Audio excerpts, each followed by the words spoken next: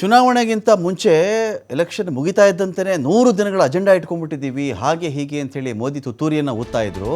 95 ದಿನಗಳಾದ ಮೇಲೂ ಕೂಡ ಈ ಸರ್ಕಾರ ನಿಷ್ಕ್ರಿಯವಾಗಿದೆ. ಏನು ಕೆಲಸ ಮಾಡ್ತಿದೆ ಈ ಸರ್ಕಾರ? ಬರೀ ನಿಷ್ಕ್ರಿಯತೆ ಇದೆ ಅಷ್ಟೇ. ಇದರಿಂದ ಇಡೀ ದೇಶ ಬಡತನದಲ್ಲಿ ನರಳುತ್ತಾ ಇದೆ ಅಂತ ಹೇಳಿ ಮಲ್ಲಿಕಾರ್ಜುನ್ ಖರ್ಗೆ ಅವರು ಮಾತಾಡಿದ್ದಾರೆ.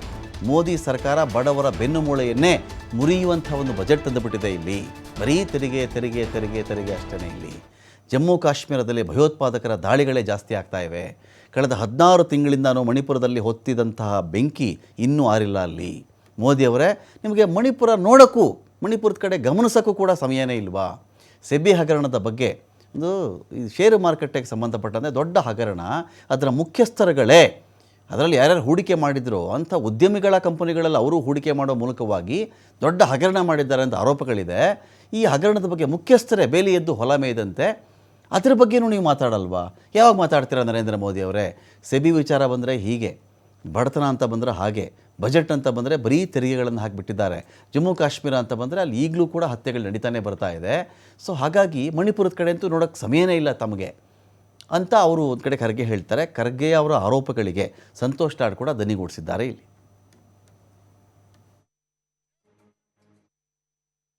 बोलते थे 400 बार, इस बार 400 बार।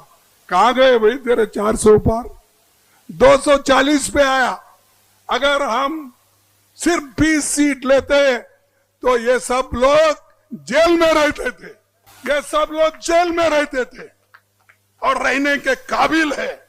पहले तो बोलते थे 400 बार, इस बार 400 बार। कहां गए भाई तेरे 400?